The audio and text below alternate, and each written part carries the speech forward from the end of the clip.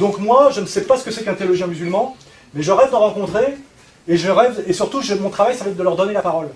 Parce que je pense que si on est face à des théologiens musulmans qui expliquent l'islam de France aux Français, ils auront beaucoup moins peur de ce qu'on leur raconte sur l'islam, et puis on cessera de parler de la burqa, et je pense même qu'il n'y aura plus de burqa.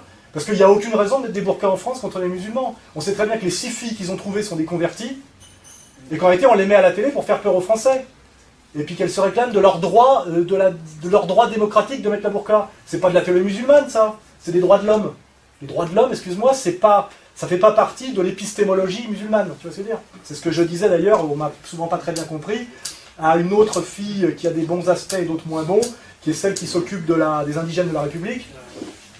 Voilà. Je lui dis, ce qui est le problème, c'est quand tu insultes un Français au nom des droits de l'homme, c'est nous qui avons apporté les droits de l'homme. Donc si tu refuses la culture française, il faut refuser aussi tout ce qui va avec, c'est-à-dire les droits de l'homme. Les droits de l'homme, c'est pas dans le Coran, tu vois ce que je veux dire. Donc en général, les gens qui t'insultent avec des concepts qu'ils ont pris chez toi, ce sont des colonisés qui s'ignorent, ce sont des soumis agressifs.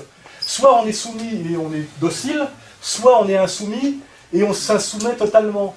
Mais insulter un Français et le traiter de colon au nom des droits de l'homme, les droits de l'homme font partie de l'appareillage colonial. Tu vois ce que je veux dire? Il faut être cohérent.